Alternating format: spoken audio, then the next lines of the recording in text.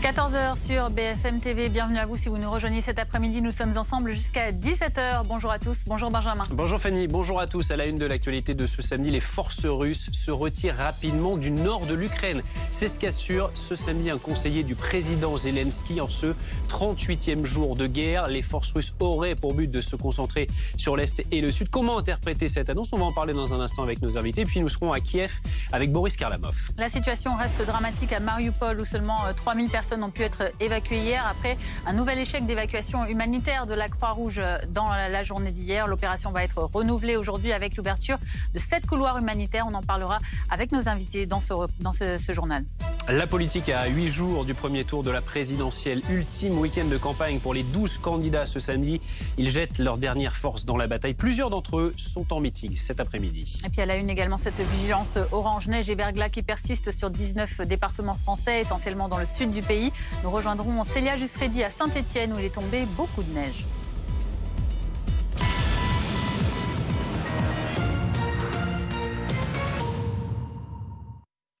« 38e jour de guerre en Ukraine, c'est la principale information du jour. Un conseiller du président ukrainien Zelensky fait état ce samedi d'un retrait rapide des forces russes du nord du pays. Ce retrait a été constaté dans les régions de Kiev et Tchernihiv. Kiev où l'on retrouve Boris Karlamov.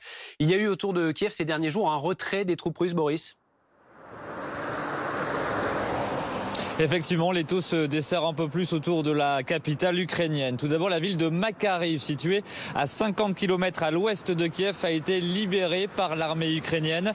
Il y a moins de 72 heures, 2000 soldats russes étaient encore sur place pour encercler cette ville. Des soldats russes qui ont donc été délogés par les forces ukrainiennes. Hier soir, c'est la ville de Boutcha, située au nord-ouest de Kiev, qui a été déclarée libérée par son maire dans une vidéo publiée sur les réseaux sociaux.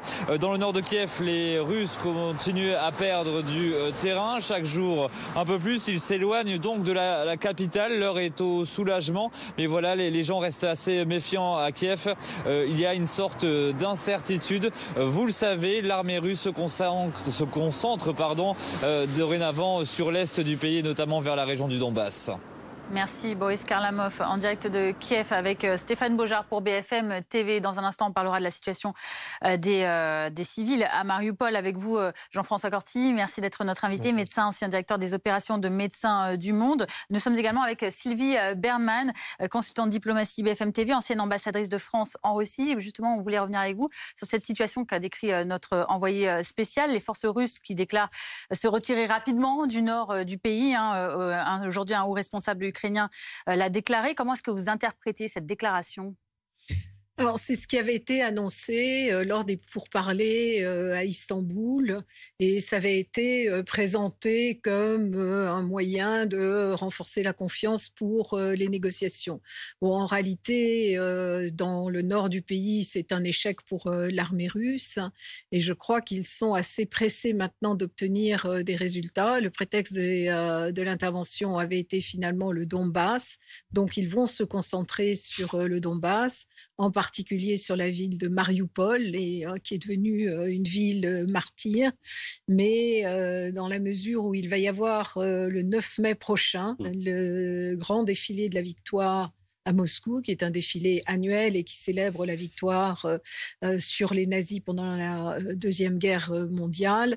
Il fait défiler, à ce moment-là, il y a une grande parade avec tous les équipements de l'armée, des corps d'armée, et donc il ne veut pas revenir sans avoir aucun résultat. Donc comme il apparaît que c'était devenu impossible dans le nord du pays, ce qui paraît possible, en tout cas pour les Russes, c'est Mariupol et une partie du Donbass. C'est le principal objectif là, de Vladimir Poutine, le Donbass. C'est le principal objectif. D'ailleurs, les choses ont commencé de cette manière. Le 21 février, il a annoncé la reconnaissance de l'indépendance de Lugansk et Donetsk.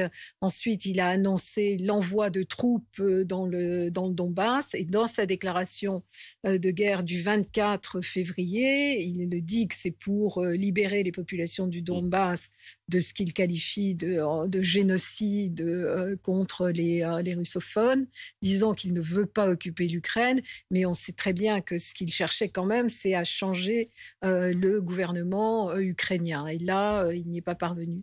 Donc effectivement, la priorité, c'est le Donbass. Malheureusement, enfin, les combats vont être très très durs dans Mariupol, bien évidemment, mais il y a déjà 80% de la ville qui est détruite et le reste de la population est otage.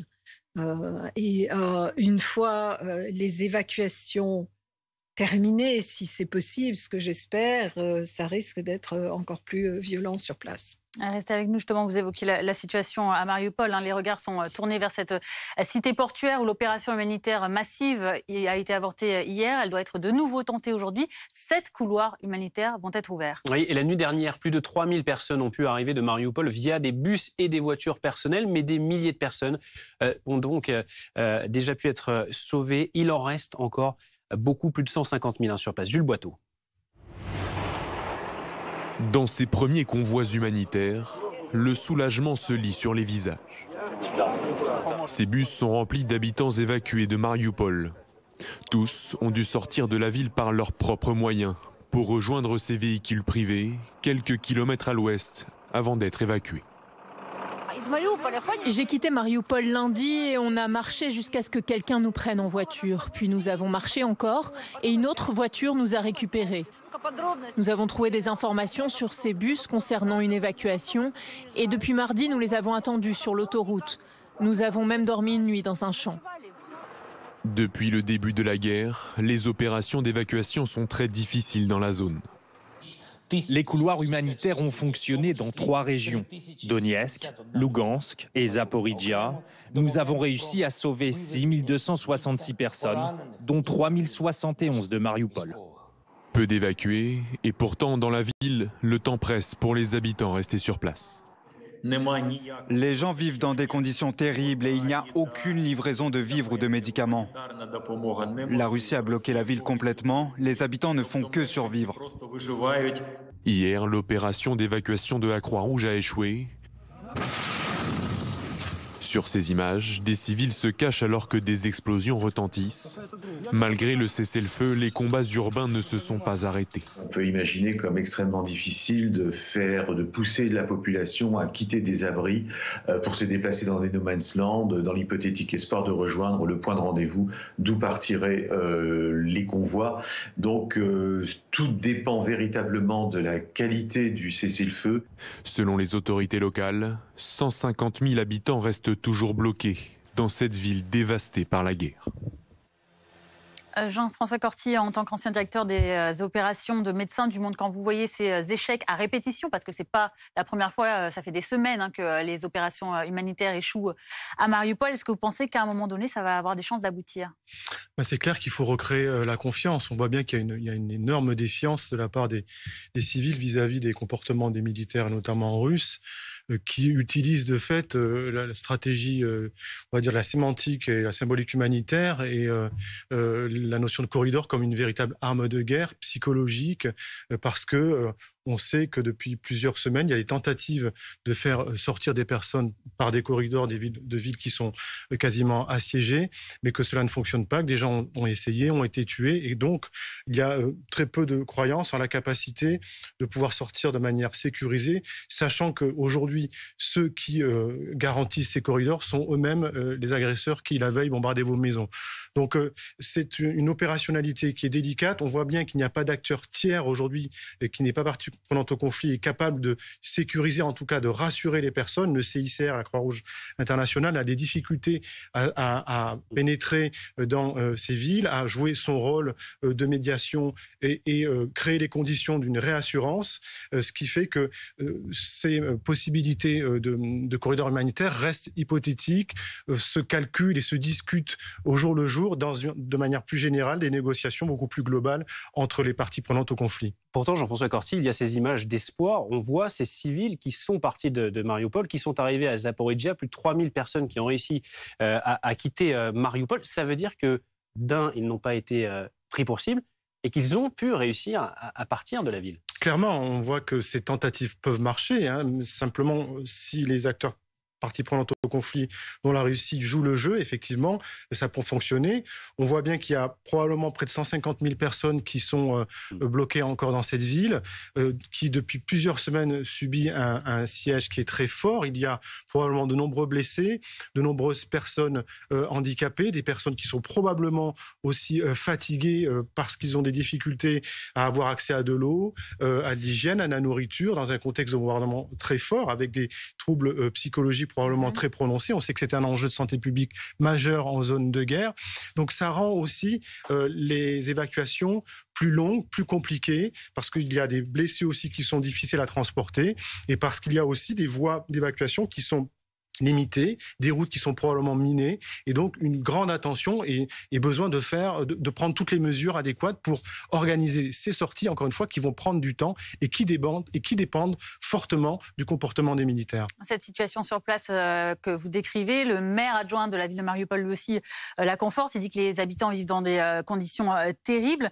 Qu'est-ce qu'il faudrait faire de plus pour pouvoir aider cette population privée d'eau, privée de nourriture, privée d'électricité depuis des semaines maintenant, qui meurent pour la plupart de faim chez eux dans leur propre ville? Il y a plusieurs configurations aujourd'hui qui se présentent aux humanitaires et aux acteurs ukrainiens qui souhaitent aider. Il y a des villes qui sont totalement fermées comme Mariupol où on ne peut rien faire entrer. Ni des équipes, ni du matériel médical, ni de la nourriture. Et puis il y a d'autres villes comme Kharkiv par exemple où on a pu faire entrer un peu de matériel au compte-gouttes. Aujourd'hui évidemment, pour, on va dire, sauver ces personnes, il faut des négociations à haut niveau. On voit qu'il y a des chancelleries qui s'activent. On a la France, d'ailleurs la Turquie, la Grèce, dans des alliances totalement improbables qui essayent de faire pression pour libérer, en tout cas, des populations. On voit on a vécu ces situations de siège à Alep en Syrie avec la même configuration, notamment les forces russes qui étaient parties prendre au conflit, qui accompagnaient des populations, souvent de familles de combattants, vers des zones plus sèches, je dirais.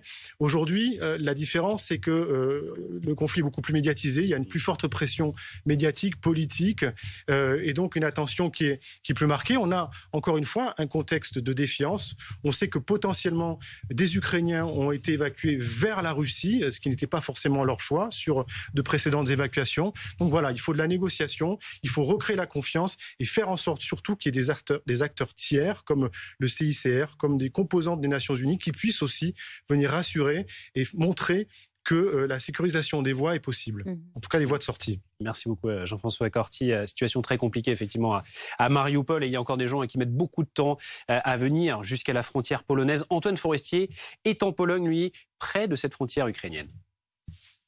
Parmi tous les passagers que l'on croise ici à la gare de Przemyśl, il y a de nombreux réfugiés qui ici décident de prendre une destination. Il y a de nombreux trains encore affichés. On a pu croiser ce matin Svetlana. Elle arrive de Mariupol. Elle a mis 15 jours à arriver ici dans cette gare et désormais elle va tenter de prendre un train pour rejoindre la Tchéquie. C'est là qu'elle va se réfugier. Elle a fui la guerre dans sa ville qui a été détruite à 80%. Elle nous raconte ce qu'elle a vécu sur place. Je vous propose de l'écouter, interrogée au micro de Julie Rosaire.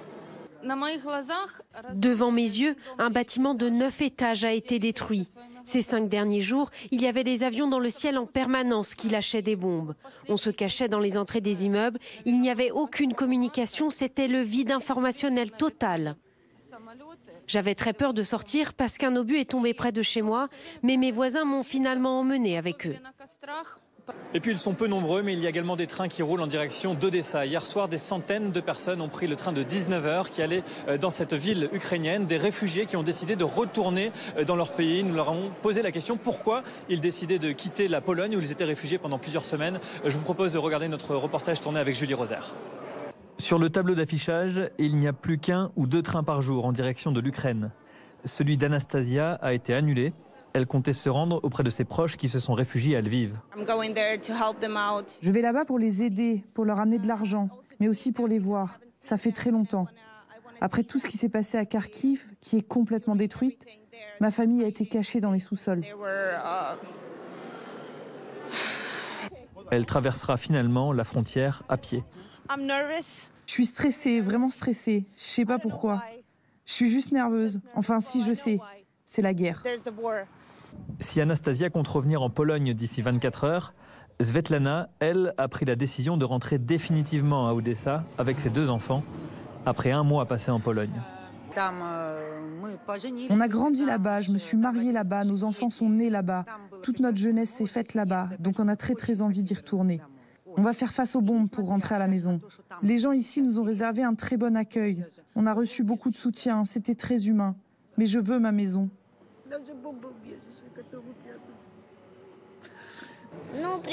D'un côté, je n'ai pas envie de retrouver le bruit des sirènes. Et de l'autre, je suis très content de retrouver mon papa. Ce soir-là, ils sont plusieurs centaines à embarquer, direction Odessa. Ils ont compris que la guerre allait durer. Ce n'est pas qu'une question de jours ou de semaines. C'est un choix très difficile à faire. Certains veulent rentrer chez eux, certains veulent être là-bas, même si c'est dangereux. Dans quelques heures, Svetlana va retrouver son mari et la guerre aussi. Jean-François Corti, on le voit pour l'instant, en Pologne, dans le reste de l'Europe, les réfugiés ukrainiens sont reçus à bras ouverts. Est-ce que ce dispositif d'accueil pourrait évoluer ? Aujourd'hui, ce qui est exceptionnel, c'est que l'Europe redécouvre la violence de la guerre et la nécessité d'une solidarité entre États, avec les Ukrainiens bien sûr, mais aussi entre le reste de l'Europe. Il y a une directive qui vient de sortir et qui permet un accueil temporaire en Europe de milliers, voire de millions de réfugiés. On parle de plus de 4 millions de personnes aujourd'hui. Ça permet à ces personnes de travailler, d'avoir accès à des soins, à des droits sociaux, et c'est une très bonne chose. C'est clair qu'il va falloir suivre l'évolution de ces arrivées de personnes qui vont probablement continuer du fait de la chronicité de la guerre. On ne parle pas encore de quotas parce que cela peut risquer de cliver. Et on a vu en 2015 l'échec des accords de réadmission lorsqu'il s'agissait de répartir des migrants qui venaient par la Grèce et par l'Italie. Donc aujourd'hui, il y a une solidarité importante et il faut espérer que cela continue.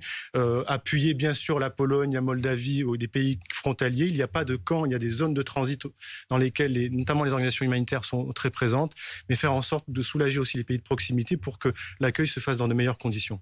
Merci beaucoup Jean-François Corti. On va revenir bien sûr sur la situation en Ukraine dans quelques instants. 38e jour de guerre, situation humanitaire, situation militaire bien sûr dans l'actualité également.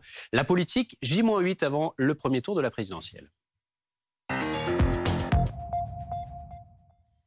Et c'est un samedi de campagne avec plusieurs candidats en meeting ou encore présents sur le terrain. Jean-Luc Mélenchon a visité le village des métiers d'art de Notre-Dame de Paris. Éric Zemmour est quant à lui à Aix-en-Provence. Emmanuel Macron, lui, sera à la Défense Arena dans les Hauts-de-Seine cet après-midi. Yannick Jadot, lui, assiste à une manifestation contre la chasse à courre à Compiègne, dans l'Oise. On va partir à Compiègne, justement, rejoindre Fanny Regnault, où donc Yannick Jadot s'illustre aujourd'hui lors d'une manifestation contre la chasse à courre à Compiègne. Fanny.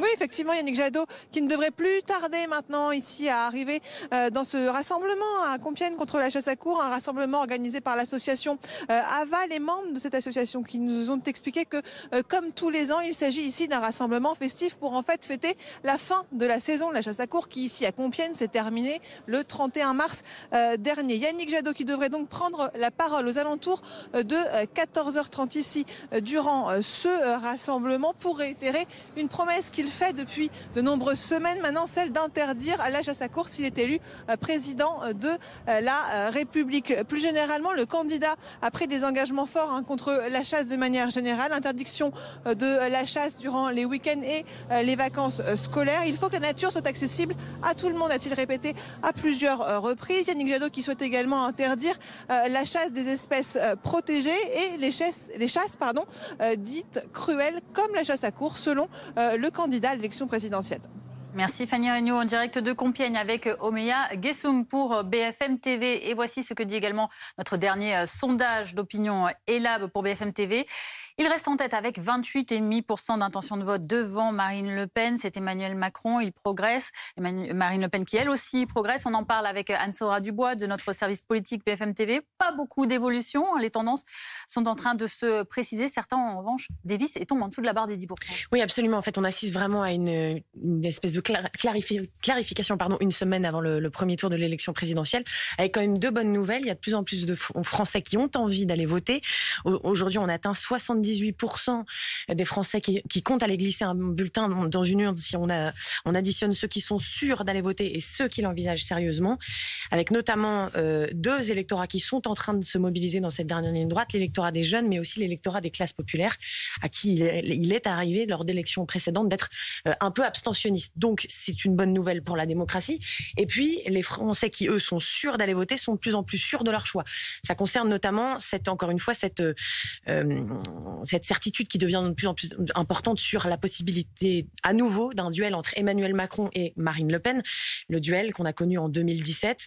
Visiblement, est-ce que les Français veulent un match retour? En tout cas, à nouveau, ce sont eux qui sont en tête. Et assez clairement, Emmanuel Macron se maintient bien avant ses concurrents. Marine Le Pen, elle aussi, elle est toujours en dynamique. Elle augmente encore dans ce sondage. Jean-Luc Mélenchon conforte sa position de troisième homme. Un peu comme en 2017, il était un peu plus loin dans les sondages, mais en tout cas, c'est celui qui peut un peu troubler ce duel annoncé. Et puis, effectivement, il y en a ensuite qui dévissent derrière, Éric Zemmour et Valérie Pécresse. Et ils dévissent d'autant plus que la certitude de leur électorat est en baisse. C'est-à-dire que ce sont ceux qui aujourd'hui disent on va voter Éric Zemmour ou on va voter Valérie Pécresse sont pas à 100% sûrs que c'est bien ce bulletin-là qui vont glisser dans l'urne. Donc c'est une clarification quand même assez importante à une semaine du premier tour. On peut se dire qu'à nouveau, on connaîtra un duel Emmanuel Macron-Marine Le Pen si rien ne change, s'il n'y a pas d'événement majeur d'ici le premier tour. L'effondrement des partis quand même traditionnels, toujours un parti socialiste, les LR en tout cas, qui sont vraiment en difficulté dans cette campagne, la gauche de façon plus générale, qui a vraiment beaucoup de mal à passer la barre de l'admissibilité du second tour. Merci beaucoup, Anne. On voit les scores des autres candidats, notamment Philippe Poutou qui est à 1,5%. Il est en meeting au Cirque d'Hiver ce samedi. Le candidat du nouveau parti anticapitaliste qui était l'invité de Philippe Corbet ce matin dans Question de confiance. On l'écoute.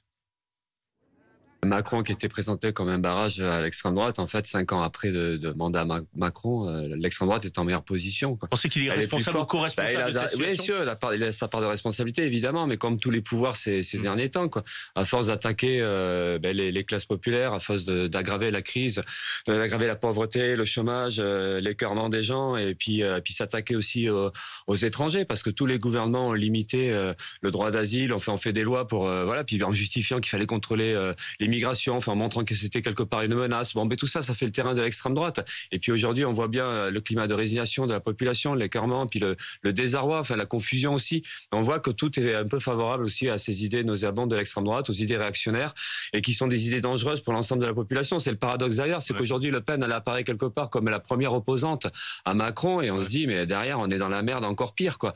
Donc oui, il y a une urgence pour nous d'une lutte antifasciste. Ce matin, dans le sondage ELAB qu'on publie, vous êtes à 1,5%. Au même niveau que Anne Hidalgo, la candidate socialiste. Est-ce que si au soir du premier tour, vous êtes devant la candidate du Parti socialiste, ce sera une petite victoire?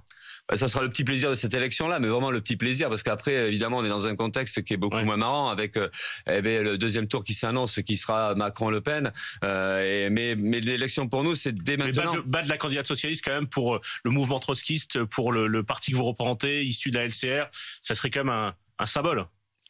Oui, un symbole, c'est le symbole de l'échec de la gauche, de la destruction de la gauche, parce qu'en fait, il y a 20 ans, on nous dirait qu'on battrait le PS, on aurait dit, ouh là, ça aurait signifié qu'on aurait été haut dans les scores, ce qui est pas du tout le cas. En fait, on est dans les mêmes scores, sauf que c'est le PS qui s'effondre. Donc là, de ce point de vue-là, il peut y avoir la petite satisfaction pour nous de passer au-dessus du PS, mais l'insatisfaction, c'est que la gauche s'écroule et qu'on n'a plus de gauche, et que par contre, on peut discuter des votes utiles, on peut discuter des votes efficaces et des stratégies de vote, mais nous, ce qui nous manque, c'est une gauche, on est orphelin de quelque chose. Il nous manque un parti politique qui permet de nous défendre, nous les opprimés. Et c'est pour ça que dans cette élection-là, on essaie aussi de défendre la perspective de la reconstruction d'une gauche, mais une gauche radicale, une gauche anticapitaliste, internationaliste, féministe, écologiste, antiraciste, tout ce qu'on peut mettre.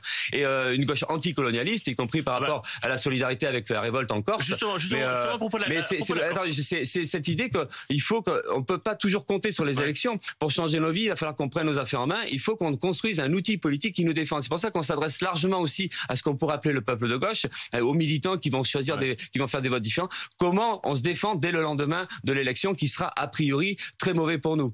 Vous parlez de la Corse. BFM TV a diffusé cette semaine une vidéo d'Ivan Colonna qui avait été enregistrée en prison quelques semaines avant son assassinat, où il affirmait, je le cite, que bien sûr la Corse va être indépendante, on va gagner. Vous êtes pour l'indépendance de la Corse? Vous souhaitez que la Corse devienne indépendante? Nous, on est pour le droit des peuples à l'autodétermination. C'est-à-dire qu'on est pour, effectivement, que donc, il y a un référendum, le peuple... On est pour que sur l'indépendance. Ouais, on est pour que le peuple corse, il ait ses droits, parce qu'il revendique des droits, une autonomie politique, il revendique le droit à sa culture, à parler sa propre langue, la co-officialisation de la langue. Oui, s'il demande l'indépendance, on est pour l'indépendance du peuple corse. Dans votre programme, Philippe Poutou, vous appelez au démantèlement de l'OTAN. Aujourd'hui, en Pologne, en Lituanie, en Lettonie, en Estonie, si on dit démantèlement de l'OTAN, eux, ils ont peur de voir arriver demain les chars russes. Vous comprenez que pour eux, l'OTAN, c'est une assurance vie. Si vous les démantelez, l'OTAN. Ça, c'est ce qu'il y a dans la tête des gens en Ukraine, ça, c'est un peu compliqué. Nous, on était pour la dissolution de l'OTAN. On n'était pas les seuls, d'ailleurs, parce qu'en fait, aujourd'hui, vous comprenez le pacte de Varsovie a été dissolu, l'OTAN aurait dû être dissous. D'ailleurs, une des origines de la guerre, on peut penser que c'est aussi la politique de l'OTAN et les rivalités interimpérialistes. Alors aujourd'hui, c'est les arguments du Kremlin. Non, mais c'est une réalité aussi. Il y a des rapports interimpérialistes, il y a des volontés de contrôler, et c'est un match. Sinon, l'OTAN aurait été dissolu. Maintenant, aujourd'hui, on a un problème différent, d'une certaine manière. C'est l'agression de Poutine, de la dictature de Poutine, et les bombardements et les massacres du peuple ukrainien. Donc, il est évident qu'aujourd'hui, la première des choses, c'est la solidarité envers ce peuple-là. Donc, comment on est solidaire? Alors, comment on peut exprimer la solidarité, aide alimentaire? Nous, on est pour parce qu'ils le demandent. Il faut envoyer les armes. Quand on est massacré ou bombardé par la deuxième armée du monde, ça paraît logique qu'à minima, la population ukrainienne elle ait droit à des moyens militaires pour se défendre. Donc on est pour, sur le principe évidemment, que cette population-là, elle ait un soutien militaire. Et donc elle reçoive des armes. Nous on pense qu'il faut donner des armes et pas les vendre, mais bon. Après le problème qu'on a, et on est dans un monde où on n'est pas naïf non plus, c'est qu'en face, les Biden, l'OTAN, la France et tout ça, c'est pas des gens qui respectent les peuples. Donc on sait que s'ils le font, c'est pour des intentions un peu différentes. Mais ceci dit, dans l'urgence, on est pour le soutien militaire et le soutien humanitaire, et on est pour l'accueil des migrants, l'accueil des réfugiés. De ce point de vue-là, voilà.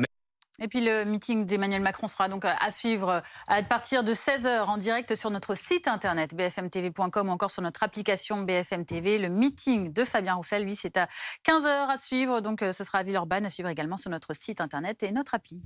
Dans l'actualité également, cette vigilance orange neige-verglas qui ne concerne plus que 10 départements dans le pays contre 19 dans le bulletin de Météo France précédent. C'est encore concerné l'Ain, l'Allier, le Cantal, l'Isère, la Corse du Sud, la Haute-Corse, la Loire, la Haute-Loire, le Puy-de-Dôme et la Savoie. Vous voyez ces images de neige à Saint-Étienne, à Bocconiano en Corse du Sud, de Pamiers et d'Ax-les-Thermes dans l'Ariège. Et on prend la direction de la Loire pour vous retrouver, Célia Juste-Freddy. Vous êtes à Saint-Étienne où il est tombé beaucoup de neige, quasiment 15 cm. Oui, il neige encore comme vous pouvez le voir. Il y a toujours des flocons. Il y a bien 10 cm au sol un peu partout dans la ville. Et ça ne va pas s'arrêter là car même si la neige va se tarir au cours de l'après-midi, elle reviendra dans la soirée. Météo France annonce 5 à 10 cm de cumul en plus d'ici demain matin sur les zones à plus de 400 mètres d'altitude. Et ici à Saint-Étienne, on est à 516 mètres. Il devrait donc neiger encore 5 à 10 cm d'ici demain avec des températures négatives assez conséquentes, -5, -6 dans la nuit à venir. Alors, Météo France maintient sa vigilance orange pour le moment jusqu'à demain dans le département de la Loire. Et de son côté, la préfecture du département déconseille aux automobilistes de prendre le volant aujourd'hui. Merci beaucoup Célia Juste-Freddy à Saint-Étienne avec Yohan Chérifi pour BFM TV. On va faire un point justement sur la météo avec Sandra Larue. Retrouvez votre programme avec les déménageurs bretons. Nous recrutons. Venez déménager avec nous. Informations sur déménageurs-bretons.fr.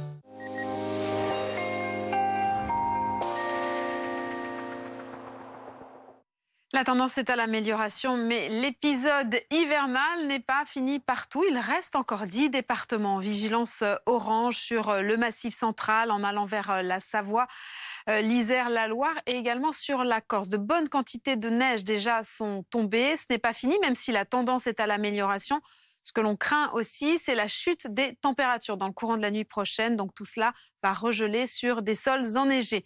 Regardez les précipitations en direct. Donc des précipitations assez faibles encore, donc sous forme de neige ici en blanc sur cette image, sur les départements concernés par cette vigilance. Voici les quantités attendues sur tout l'épisode, donc sur toute cette journée de vendredi, de bonnes quantités, vous le voyez, à basse altitude. Donc tout cela se passe comme prévu par Météo France. Restez extrêmement prudents, donc des températures qui s'annoncent bien basses dans le courant de la nuit prochaine. Résultat, tout cela va geler. Un risque de verglas donc attendu sur le centre-est, également près des côtes de la Manche. Encore de la neige sur les Pyrénées, un temps instable sur la Côte d'Azur jusque sur la Corse.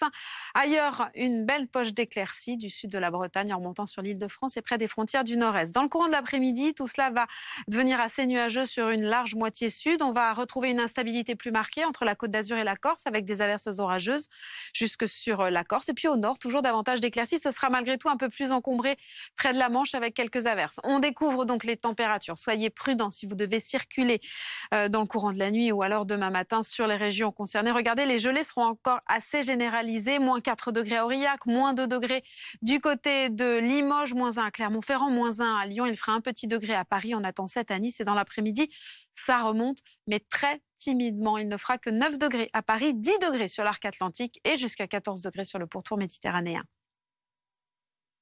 C'était votre programme avec les déménageurs bretons. Nous recrutons. Venez déménager avec nous. Information sur déménageurs-bretons.fr. 14h30 sur BFM TV, bienvenue à vous, merci de passer votre après-midi devant BFM TV. À la une de l'actualité, les Russes qui se retirent rapidement du nord de l'Ukraine, affirme un haut responsable du pays. À Kiev, un député se réjouit du recul des positions des forces ennemies. Est-ce un aveu d'échec pour la Russie? On en parle avec nos invités, notamment Sylvie Berman, consultante diplomatie BFM TV. À Mariupol, une nouvelle tentative d'évacuation humanitaire doit avoir lieu aujourd'hui. La nuit dernière, plus de 3000 civils avaient pu quitter la ville. Quelques 160 000 personnes seraient toujours bloquées sur place. On va en parler dans un instant avec notre invité Jean-François Corti. Et puis, premier week-end de campagne présidentielle officielle. Plusieurs candidats sont aujourd'hui en meeting ou sur le terrain. Jean-Luc Mélenchon sur le thème de la culture à Paris, Éric Zemmour à Aix-en-Provence et à Marseille, Emmanuel Macron en grand meeting à la Défense Arena en région parisienne ou encore Yannick Jadot à une manifestation contre la chasse à courre à Compiègne. 38e jour de guerre en Ukraine et l'armée ukrainienne qui se targue d'avoir réussi à faire reculer les ennemis russes sur certains fronts. À quelques dizaines de kilomètres de là, les Russes ont quitté leur position de Makariv qu'ils occupaient depuis 3 semaines. Mais la ville est dévastée et seuls 1 millier d'habitants y vivent toujours. Jérémy Père, Joao Alencar. C'est une ville meurtrie, presque désertée. À Makariv, le silence a succédé au bruit incessant des bombardements. Sergueï, avec son unité, a repoussé l'offensive de l'ennemi. La plaque est russe, c'est russe. Lui était positionné un peu plus loin dans cet immeuble. Son rôle donnait les positions russes à l'artillerie ukrainienne. Les combats ont eu lieu sur cette route. Oui, j'étais là-haut pour surveiller. Les chars russes avançaient. Ils ont pris leur position à 150 mètres et ont commencé à tirer sur la ville. Au milieu de notre interview, une voiture s'approche. Bonjour, bonjour. Est-ce que vous savez comment on se rend à Kalinivka? Vous êtes qui? Nous sommes des habitants de Makariv. On habite juste à côté. Tout a été bombardé et on essaye d'aller en Pologne où vit notre fils. Il y aura encore d'autres soldats ukrainiens plus loin? Oui, bien sûr. Nous allons survivre. Nous allons survivre. Merci. Merci. Sur les 15 000 habitants qui vivaient ici, moins d'1 millier sont encore là. Il n'y a plus d'électricité, d'eau ni de réseau téléphonique depuis 1 mois. Natalia est restée. Elle est volontaire. C'était ici notre bureau. Les chars russes sont passés devant sa fenêtre. Vous voyez le tank? Il y en avait beaucoup, plus de 80. Plusieurs volontaires ont perdu la vie dans les bombardements. Oksana tient à garder une trace de leur identité. Ce sont les passeports de volontaires. Ils n'étaient pas militaires. Ils aidaient les gens qui sont restés ici. Lui, il est mort lors des bombardements il y a quelques jours, avec 2 de ses camarades. Près de 60% des bâtiments de Makariv ont été touchés soit par des bombardements, soit par les tanks russes. Ici, sur la place centrale de la ville, ils ont tous été détruits. Les Russes mis en échec autour de Kiev par l'armée ukrainienne, c'est Oleksiy Goncharenko, député ukrainien, qui l'a fièrement annoncé en direct du Parlement. Écoutez. Bonjour, depuis le Parlement ukrainien. Vous pouvez voir que nous sommes en train de travailler. Et j'ai une excellente nouvelle pour tout le monde. La bataille de Kiev a été gagnée par l'Ukraine. Les forces russes battent en retraite.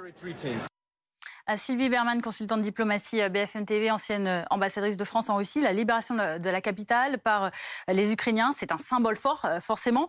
Pour autant, est-ce que ça peut faire basculer le conflit? Est-ce qu'on peut espérer une issue rapide grâce à cette libération de Kiev, notamment?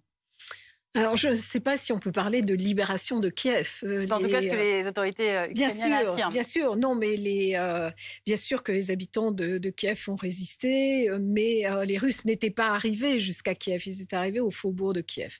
Alors, cela étant, c'est un échec pour eux, puisque par rapport au but de guerre affiché au départ, qui était de remplacer le gouvernement, ils ont échoué. Et pour le moment, la seule ville qui a été prise, c'est la ville de Kherson. Et encore, il y a toujours des manifestations pro-ukrainiennes. Donc, ils se recentrent vers le Donbass, qui est leur priorité absolue. C'est d'ailleurs pour cette raison-là que la guerre a été lancée. En tout cas, c'est ce qui avait été affiché pour libérer les populations russophones du Donbass, des nazis, comme ils le disent, et puis lutter contre les génocides qui ont été... qui ont été présentés comme une réalité, alors qu'il y avait 1300 observateurs de l'OSCE dans cette zone-là, avec des caméras et des présences humaines, bien évidemment. Mais donc aujourd'hui, ça paraît être le but de guerre principal. La ville de Mariupol aussi, malheureusement, qui a déjà été détruite à 80%. Et ça serait le symbole d'une victoire pour les Russes, dans la mesure où ils occupaient déjà les républiques de Donetsk et Lugansk. Et c'est une victoire qui pourra être mise en avant le 9 mai lors du défilé de la victoire à Moscou. Avec cette annonce, il faudra bien évidemment vérifier si cela se produit, ce retrait des forces russes du Nord. Est-ce qu'il ne faut pas craindre une intensification des combats, des bombardements à l'Est et au Sud ? Oui, avec notamment un regroupement encore plus important des troupes russes à ces endroits-là. Oui, puisqu'ils ont l'intention justement de gagner dans cette zone-là et de pouvoir afficher cette victoire. Donc oui, il y aura intensification des bombardements, une violence encore beaucoup plus grande, qu'il y ait des évacuations ou pas, parce qu'une fois qu'il y aura eu les évacuations, ça permettra de considérer les habitants qui restent aussi comme des co-belligérants. Mais on ne peut rien dire sur l'avenir de la guerre, ni sur ce qu'il se passera à terme dans le Nord. Mais il semblerait que les buts de guerre aient été effectivement réduits et concentrés sur la région du Donbass. Merci pour cette analyse. Merci à Sylvie Berman d'avoir accepté notre invitation cet après-midi. Vous évoquiez la situation à Mariupol. Elle reste dramatique, évidemment, pour la population dans le sud-est du pays. Plusieurs tentatives de mise en place de corridors humanitaires ont échoué, notamment celle, hier encore, de la Croix-Rouge. Une nouvelle tentative d'évacuation de Mariupol est prévue ce samedi. Et hier, plus de 3000 habitants seraient parvenus à fuir par leurs propres moyens, selon le président Zelensky. Le maire de Mariupol décrit la situation dans sa ville. Écoutez. Aujourd'hui, Mariupol, c'est une ville sans vie. Ce ne sont que des ruines. Ces gens habitent dans des abris, dans des caves, sous la terre, pour pouvoir survivre tout simplement sans ces bombardements sans cesse. Les gens vivent dans des conditions terribles et il n'y a aucune livraison de quelque vivre que ce soit, ainsi que de médicaments. Donc la Russie a bloqué la ville complètement. Les habitants ne font que survivre. Ils partagent leur nourriture personnelle les uns avec les autres. Ils cherchent toute possibilité de trouver de la nourriture et de l'eau et tout simplement survivre dans ces conditions horribles. Et Anne-Laure Bans nous a rejoint. Anne-Laure, on fait le point avec vous. Quelle est la situation humanitaire à Mariupol? On voit ça avec vous.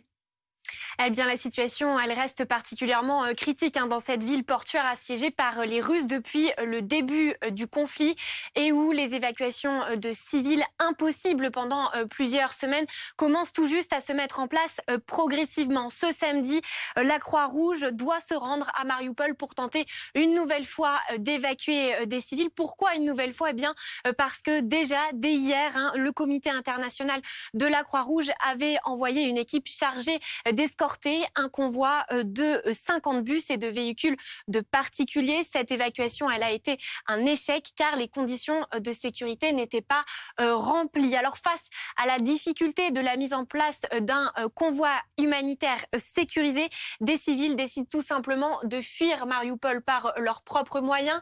Depuis hier, vendredi 1er avril, environ 3000 civils ont fui par leurs propres moyens à bord de leur véhicule la ville, a affirmé dans une vidéo le président ukrainien Zelensky. Et puis l'AFP a également observé l'arrivée d'une trentaine de bus d'évacuation entrant dans la ville de Zaporizhzhia vendredi soir, certains ayant à leur bord des habitants de Mariupol. Ce sont des évacuations plus que jamais nécessaires face à des conditions de vie de plus en plus difficiles pour les habitants restés sur place, Anne-Laure.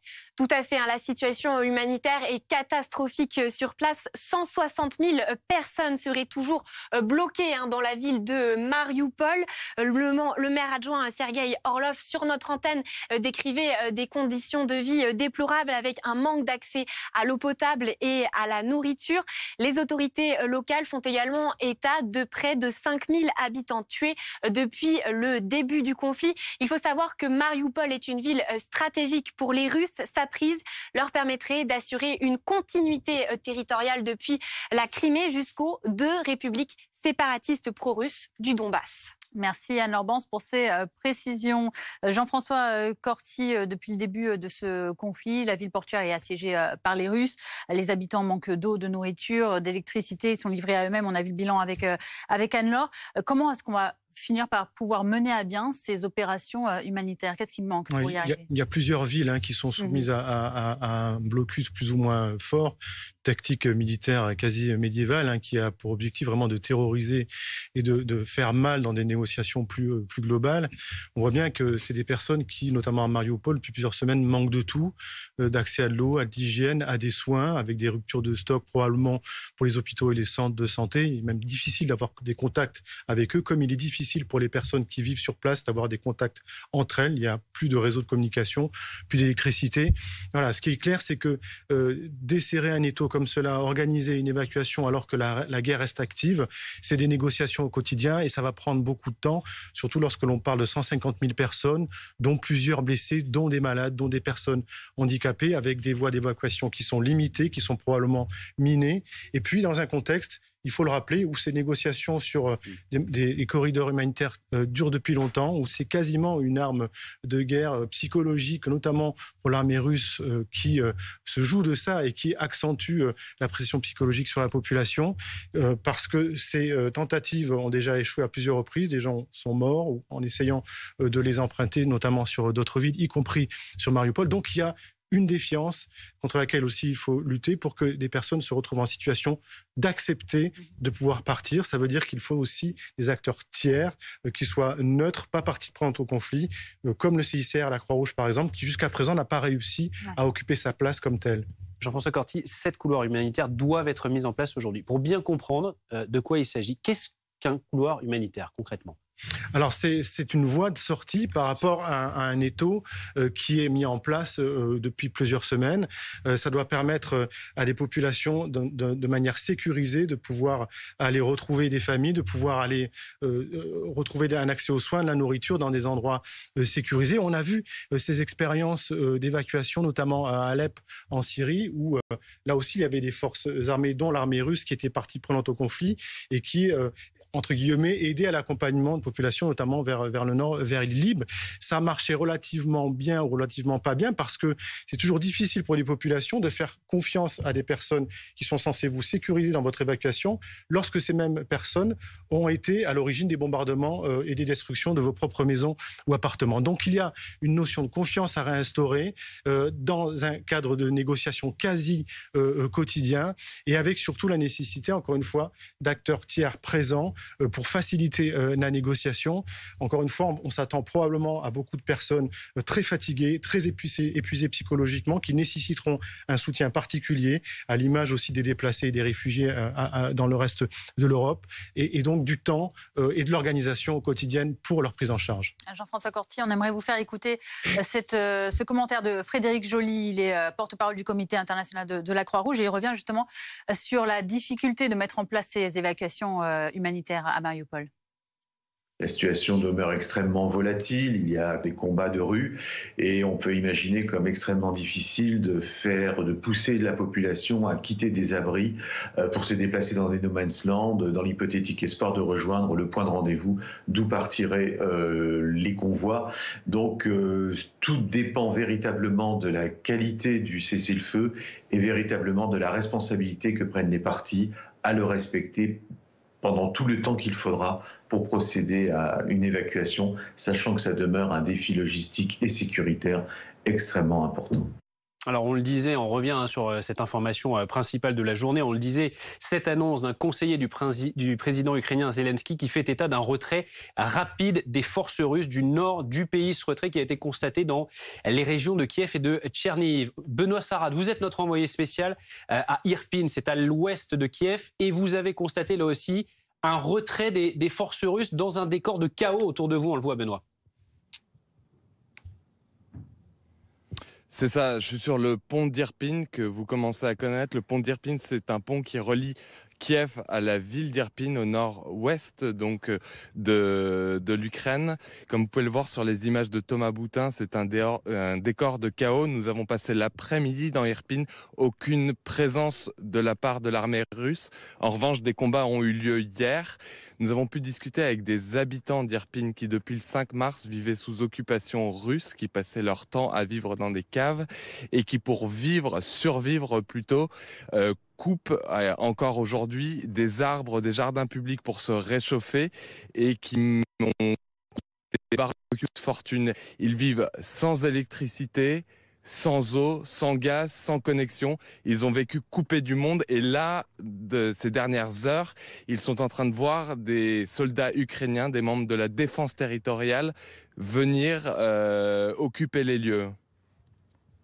Merci Benoît Sarrad, en direct d'Irpin, dans la banlieue ouest de Kiev, la capitale, avec Thomas Boutin. Jean-François Corti, on voudrait vous faire réagir sur ces images absolument hallucinantes de cette désolation aux abords de la capitale. Oui, on a l'impression que le temps s'est arrêté, s'est figé d'un coup. On a l'impression d'arriver sur un tsunami, une catastrophe majeure. Comme ça, on voit bien qu'il y a eu énormément de violence et on peut être inquiet pour les populations civiles qui, de fait, dans ce contexte-là, n'ont pas pu évacuer ou emprunter ces voies de sortie. Donc, avec le retrait des forces russes de ces territoires anciennement occupés, il va falloir aussi rapidement s'assurer d'un accès aux soins, à la prise en charge psychologique aussi pour beaucoup de civils qui ont dû être traumatisés et qui sont restés bloqués. Vous insistez beaucoup là-dessus parce que c'est vrai qu'on parle des besoins primaires, comme l'eau, la nourriture, mais il y a aussi toutes ces conséquences derrière psychologiques aussi. Ce qu'on sait aujourd'hui en Ukraine, c'est que le pays, en termes de prise en charge médicale des blessés, notamment, et des déplacés, on parle de 6 à 7 millions de déplacés internes,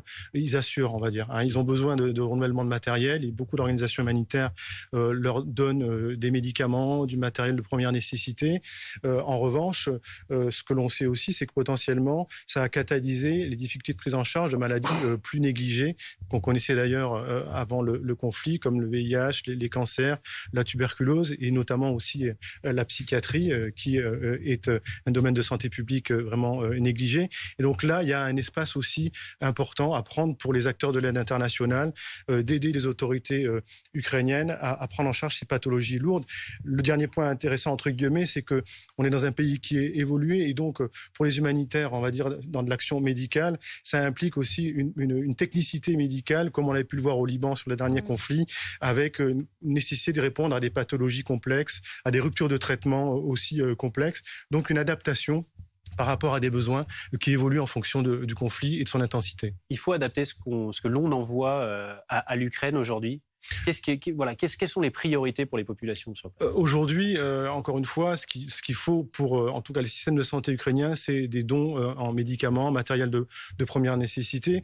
Ils assurent, en termes de prise en charge des blessés, de la chirurgie de guerre, de ce qu'on appelle les soins de santé primaires et soins de santé aussi urgents. Mais ils ont besoin de pouvoir renouveler leur stock et c'est normal. Et dans ce sens, les organisations internationales peuvent et les aident. Il y a par ailleurs à assurer la prise en charge aussi des troubles psychologiques, et beaucoup d'organisations appuient via des ressources humaines, via de la formation, les autorités sanitaires dans leur difficulté à prendre en charge ces besoins. Voilà, donc tout type d'aide en termes de nourriture notamment et de médicaments est bienvenu, et les autorités ukrainiennes savent gérer ensuite et organiser la répartition à l'échelle du territoire. Merci beaucoup Jean-François Corti de nous avoir accordé ces analyses. Vous êtes ancien directeur des opérations de Médecins du Monde. On en vient à présent à cette autre actualité, la politique en France, J-8 avant le premier tour de la présidentielle. C'est un samedi de campagne avec plusieurs candidats en meeting ou sur le terrain. Jean-Luc Mélenchon qui a visité le village des métiers d'art de Notre-Dame de Paris. Emmanuel Macron est à la Défense Arena. Yannick Jadot a une manifestation contre la chasse à courre à Compiègne, ou encore Éric Zemmour à Aix-en-Provence et Marseille. Éric Zemmour qui est donc sur le terrain aujourd'hui, le candidat Reconquête, qui propose plus que le Karcher de Nicolas Sarkozy pour se débarrasser du trafic de drogue à Marseille. Écoutez. Par exemple, vous voyez, nettoyer cela physiquement, nettoyer les gens qui font tous ces trafics, les renvoyer d'où ils viennent, car pour la plupart ce sont des clandestins, qu'ils soient de quelle nationalité, quelque nationalité qu'ils soient. Il faut les renvoyer chez eux et il faut ne plus les laisser ici. Voilà, c'est simple. J'ai l'impression que vous reprenez à votre expression le Karcher. On va y aller. Merci. C'est plus que le Karcher. Vous venez de dire qu'il faut nettoyer les gens, monsieur Zemmour. Il faut les renvoyer chez eux. Oui, pardon, excusez-moi. J'ai dit nettoyer ça, vous voyez. Ça, c'est pas des gens, ça. De son côté, Jean-Luc Mélenchon a lui visité le village des métiers d'art de Notre-Dame de Paris ce samedi. Il faut encore convaincre, a dit le leader et candidat de la France Insoumise. On va convaincre, beaucoup de choses vont bouger. Tant que la dernière heure du vote n'est pas arrivée, l'élection continue. Et je m'amuse de ceux qui se figurent trop vite qu'elle est réglée. Parce que souvent, ça leur a joué quelques tours. Bon, voilà. Ah ben jusqu'au bout. Et on en vient à ces chiffres maintenant. Notre dernier sondage est là pour BFM TV. Emmanuel Macron, vous allez le voir, qui reste en tête avec 28,5% des intentions de vote. Il devance Marine Le Pen qui progresse elle aussi à 22%. Jean-Luc Mélenchon, lui, est le troisième homme à 15%. Et on le voit, Davis derrière, Éric Zemmour ou encore Valérie Pécresse. Anne-Sora Dubois est avec nous du service politique. Pas beaucoup d'évolution. Les tendances, en tout cas, restent les mêmes. Oui, voilà, ça veut dire que à désormais une semaine du premier tour, on a des tendances qui sont plutôt fiable, en tout cas qu'on peut considérer comme très fiable, avec deux bonnes nouvelles. D'abord, les Français ont de plus en plus envie d'aller voter. Certains électorats ont pris jusqu'à 10% d'intention de vote, d'intention de se rendre dans l'isoloir à une semaine du premier tour. C'est évidemment une très bonne nouvelle. L'électorat jeune et aussi l'électorat populaire qui sont en train de se mobiliser assez massivement, en tout cas mentalement, pour aller voter dans cette dernière ligne droite. Et puis, deuxième certitude, c'est que précisément les Français ont de plus en plus de certitude sur le bulletin qu'ils vont glisser dans l'urne. C'est-à-dire ils sont de plus en plus sûrs de leur vote à une semaine du premier tour. Et ça nous donne effectivement ce qui semble être la photographie de ce qui pourrait se passer pour le premier tour, avec un Emmanuel Macron, c'est vrai, qui est loin devant, Marine Le Pen qui est en tendance dynamique positive, elle monte encore, la candidate du Rassemblement national, Jean-Luc Mélenchon en tant que troisième homme, et puis derrière, effectivement, des dynamiques en baisse, cette fois, Éric Zemmour, Valérie Pécresse. Ça dit quand même qu'Éric Zemmour, à ce stade de la campagne, il a la moitié d'intention de vote de Marine Le Pen. Il faut se souvenir qu'il y a quelques mois, c'était l'inverse, c'était lui qui talonnait, voire qui dépassait la présidente du Rassemblement national. À une semaine du premier tour, maintenant, il a la moitié des réserves de voix qu'elle a en vue de ce premier tour de l'élection présidentielle. Ça nous dit donc qu'il va y avoir le match retour, vraisemblablement, en tout cas, sauf événement de campagne majeur d'ici samedi prochain, on va rejouer le match de 2017, Emmanuel Macron, Marine Le Pen. Il peut toujours y avoir une surprise du côté de Jean-Luc Mélenchon. Ça nous dit aussi qu'il y a un effondrement définitivement des partis un peu traditionnels tels qu'ils étaient, c'est-à-dire le PS, LR, les grands partis traditionnels en France de gauche et de droite, et puis la gauche, de façon plus générale, qui n'arrivera vraisemblablement pas, sauf si Jean-Luc Mélenchon conforte sa dynamique positive, à passer la barre du premier tour. Ça nous dit que la gauche, dans cette campagne, malgré le fait que le pouvoir d'achat reste la préoccupation principale des Français, et c'est aussi l'enseignement de notre sondage, et bien malgré ça, la gauche, aujourd'hui, en France, n'arrive pas à l'incarner pour cette présidentielle. Merci beaucoup Anne. Et notez que le meeting d'Emmanuel Macron à la Défense Arena à Nanterre est à suivre à partir de 16h en direct sur notre site bfmtv.com et sur l'application BFM TV. Et puis le meeting de Fabien Roussel débute dans une dizaine de minutes à 15h à Villeurbanne, à suivre également sur le site de BFM TV. Dans l'actualité également, la vigilance orange, neige et verglas qui ne concerne plus que 10 départements dans le pays à l'heure actuelle contre 19 dans le bulletin précédent. Sont encore concernés l'Ain, l'Allier, le Cantal, l'Isère, la Corse du Sud, la Haute-Corse, la Loire, la Haute-Loire, le Puy-de-Dôme ou encore la Savoie. Vous voyez sur ces images de la neige à Saint-Étienne, à Bocognano en Corse du Sud ou encore dans le département de l'Ariège, à Pamiers et à Ax-les-Thermes. Les conséquences de cette percée hivernale, il a beaucoup neigé ces dernières heures sur le sud-ouest, le centre et la région Rhône-Alpes. Le point avec Jérémy Assal, Thomas Herman, Anna Kerr et Emmanuel Binet. L'opération demande un peu de dextérité.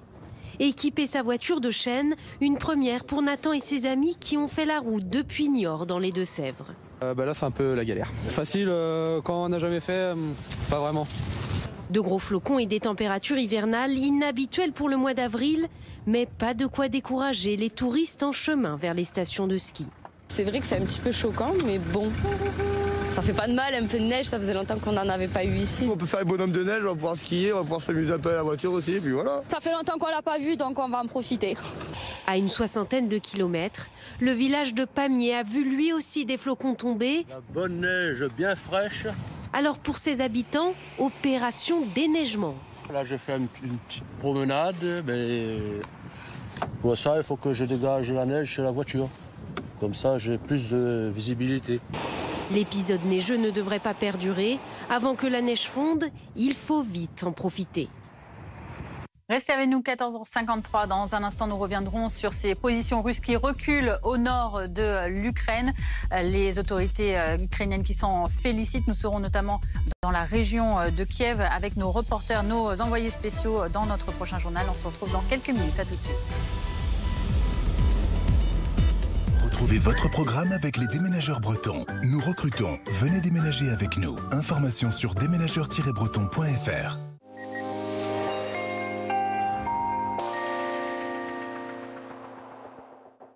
La tendance est à l'amélioration, mais l'épisode hivernal n'est pas fini partout. Il reste encore 10 départements en vigilance orange sur le Massif central en allant vers la Savoie, l'Isère, la Loire et également sur la Corse. De bonnes quantités de neige déjà sont tombées. Ce n'est pas fini, même si la tendance est à l'amélioration. Ce que l'on craint aussi, c'est la chute des températures dans le courant de la nuit prochaine. Donc tout cela va regeler sur des sols enneigés. Regardez les précipitations en direct. Donc des précipitations assez faibles encore, donc sous forme de neige ici en blanc sur cette image, sur les départements concernés par cette vigilance. Voici les quantités attendues sur tout l'épisode, donc sur toute cette journée de vendredi, de bonnes quantités, vous le voyez, à basse altitude. Donc tout cela se passe comme prévu par Météo France. Restez extrêmement prudents, donc des températures qui s'annoncent bien basses dans le courant de la nuit prochaine. Résultat, tout cela va geler. Un risque de verglas donc attendu sur le centre-est, également près des côtes de la Manche. Encore de la neige sur les Pyrénées, un temps instable sur la Côte d'Azur jusque sur la Corse. Ailleurs, une belle poche d'éclaircies du sud de la Bretagne en remontant sur l'Île-de-France et près des frontières du nord-est. Dans le courant de l'après-midi, tout cela va devenir assez nuageux sur une large moitié sud. On va retrouver une instabilité plus marquée entre la Côte d'Azur et la Corse avec des averses orageuses jusque sur la Corse. Et puis au nord, toujours davantage d'éclaircies. Ce sera malgré tout un peu plus encombré près de la Manche avec quelques averses. On découvre donc les températures. Soyez prudents si vous devez circuler dans le courant de la nuit ou alors demain matin sur les régions concernées. Regardez, les gelées seront encore assez généralisé, moins 4 degrés à Aurillac, moins 2 degrés du côté de Limoges, moins 1 à Clermont-Ferrand, moins 1 à Lyon. Il fera un petit degré à Paris, on attend 7 à Nice et dans l'après-midi, ça remonte, mais très timidement. Il ne fera que 9 degrés à Paris, 10 degrés sur l'arc atlantique et jusqu'à 14 degrés sur le pourtour méditerranéen. C'était votre programme avec les déménageurs bretons. Nous recrutons. Venez déménager avec nous. Information sur déménageurs-bretons.fr. Présidentielle. L'heure du choix. Les meetings des candidats à suivre. En direct sur bfmtv.com. Avec nos éditorialistes en plateau, nos reporters sur le terrain et toute la rédaction de bfmtv.com. Les grands meetings des candidats à l'élection présidentielle, c'est sur bfmtv.com et l'application BFM TV.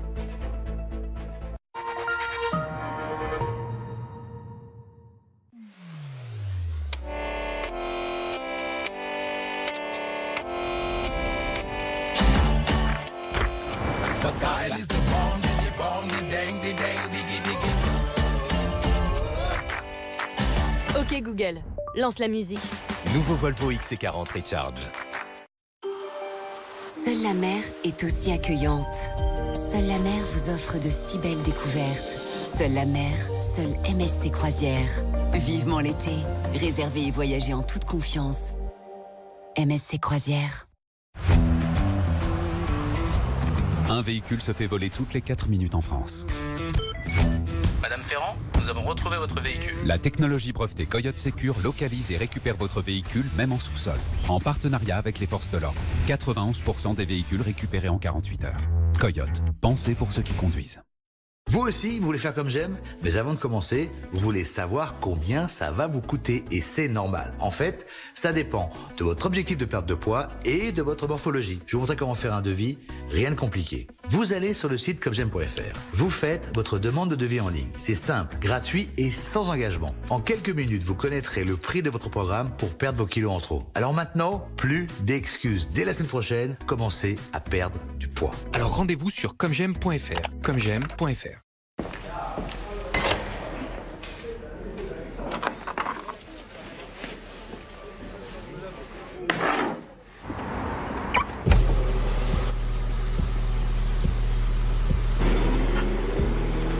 Glinchautomobile.com. Toute l'année, jusqu'à moins 35% sur des véhicules neufs. Hello sunshine, hello sky. Hello white clouds floating by. Stop. C'est bon, on est réveillés. Petit-déj. Manu Payette vous réveille tous les matins entre 6h et 10h dans le Virgin Tonic sur Virgin Radio. Merci beaucoup. C'est adorable. Il faut que j'aille réveiller vos voisins, moi dis donc. Bon bah bisous. On dit de vous que vous êtes trop grand, ou bien trop petit, que vous manquez de caractère, ou bien de charme. On dit de vous beaucoup de choses. Heureusement, il existe un espace où vous êtes encore libre. Libre d'être exactement tout ce que l'on dit de vous, ou bien d'être tout le contraire. Espace Atypique, le réseau d'agences spécialisées dans l'immobilier atypique.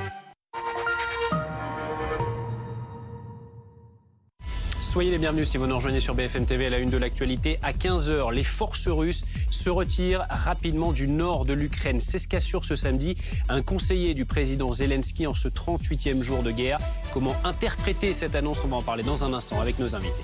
La situation reste dramatique à Mariupol où près de 160 000 habitants restent piégés après un nouvel échec d'évacuation humanitaire de la Croix-Rouge hier. L'opération va être retentée aujourd'hui avec l'ouverture de 7 couloirs humanitaires. On en parle avec Jean-François Corti, ancien directeur des opérations du Médecins du Monde. Et puis la politique, à 8 jours du premier tour de la présidentielle, ultime week-end de campagne pour les 12 candidats. Ce samedi, ils jettent leur dernière force dans la bataille. Plusieurs d'entre eux sont en meeting cet après-midi. À la une également, vigilance orange, neige et verglas maintenue dans 10 départements du sud de la France, contre 19 dans le précédent bulletin. Nous rejoindrons Célia Jusfredi dans la Loire, à Saint-Étienne, où il est tombé près de 15 cm de neige. «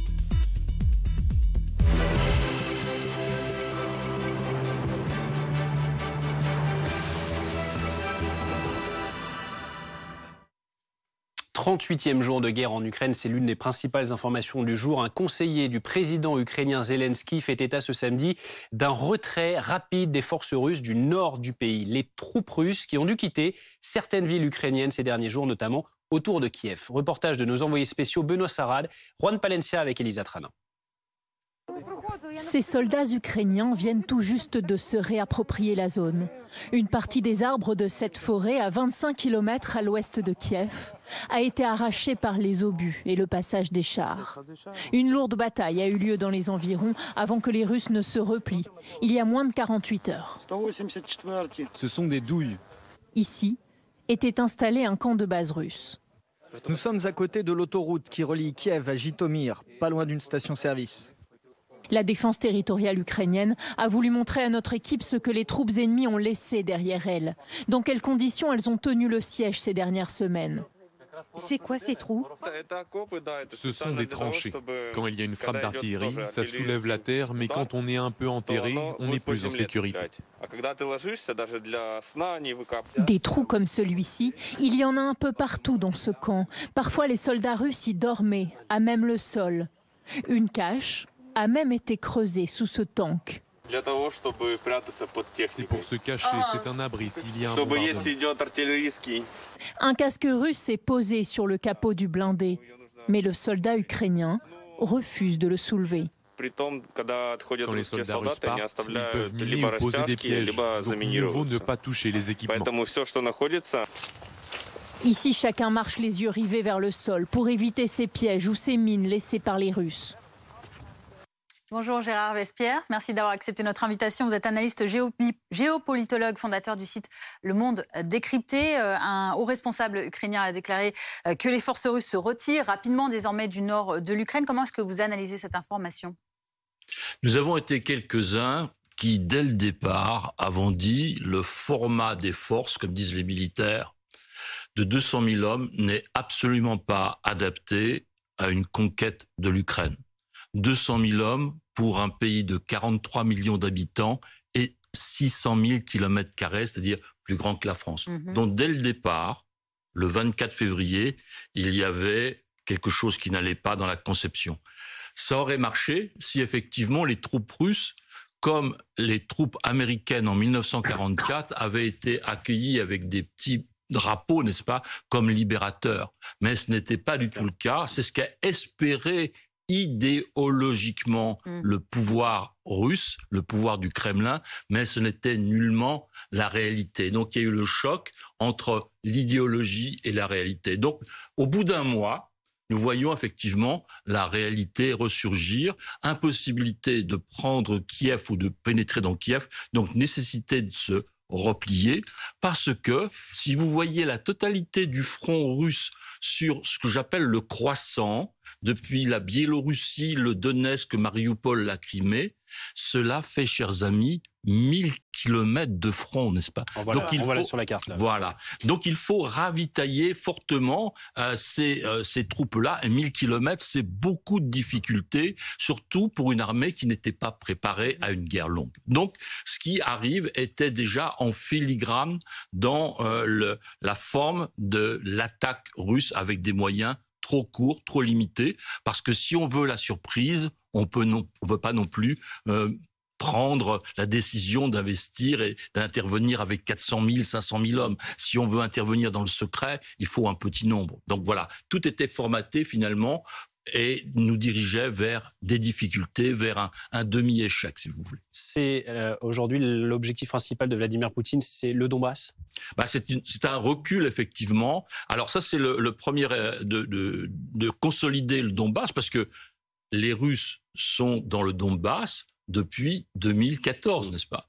N'oublions pas le terrible accident du vol MH17, 298 exactement, passagers de ce vol qui reliait Amsterdam à Kuala Lumpur, a été abattu par des forces russes, le 53e bataillon de défense antiaérienne basé à Koursk. Donc on a su tout ça avec le temps.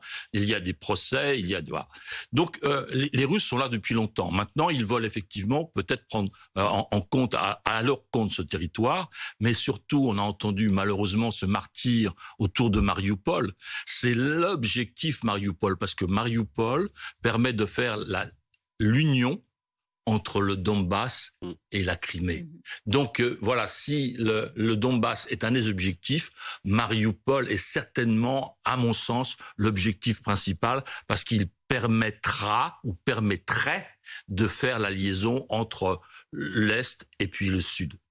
Justement, vous abordiez la situation de Mariupol. Tous les regards se tournent vers cette cité portuaire où l'opération humanitaire massive qui devait avoir lieu hier à l'initiative de la Croix-Rouge a été avortée. Elle va être retentée aujourd'hui. 7 couloirs humanitaires vont être ouverts. Et la nuit dernière, plus de 3000 personnes ont quand même pu arriver de Mariupol via des bus et des voitures personnelles. Jules Boiteau. Dans ces premiers convois humanitaires, le soulagement se lit sur les visages. Ces bus sont remplis d'habitants évacués de Mariupol. Tous ont dû sortir de la ville par leurs propres moyens.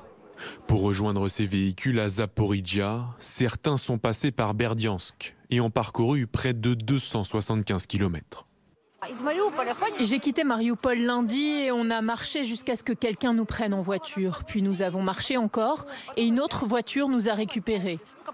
Nous avons trouvé des informations sur ces bus concernant une évacuation et depuis mardi, nous les avons attendus sur l'autoroute. Nous avons même dormi une nuit dans un champ. Sortir de la ville a parfois été un véritable défi. Certains ont dû monter à l'arrière de camions, comme cet homme avec son enfant dans les bras. Notre enfant est resté calme, donc le voyage s'est assez bien déroulé. C'était inconfortable, mais nous sommes enfin arrivés, nous sommes à la maison. Au total, 3071 habitants de Mariupol ont été évacués la nuit dernière. Un chiffre encore faible, alors que dans la ville, le temps presse. Les gens vivent dans des conditions terribles et il n'y a aucune livraison de vivres ou de médicaments. La Russie a bloqué la ville complètement, les habitants ne font que survivre. Hier, l'opération d'évacuation de la Croix-Rouge a échoué. Sur ces images, des civils se cachent alors que des explosions retentissent.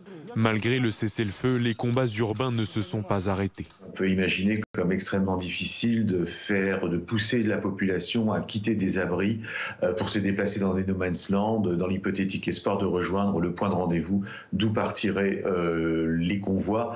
Donc tout dépend véritablement de la qualité du cessez-le-feu. Selon les autorités locales, 150 000 habitants restent toujours bloqués dans cette ville dévastée par la guerre. Jean-François Corti, comment expliquer qu'une poignée de personnes, 3000, ait réussi hier à quitter par leurs propres moyens Mariupol, alors que lorsqu'on tente d'organiser, comme c'est le cas de la Croix-Rouge, de grandes opérations d'évacuation, on n'y arrive pas. Ce n'est pas la première fois, ça dure depuis des semaines comme ça, que ces corridors humanitaires échouent.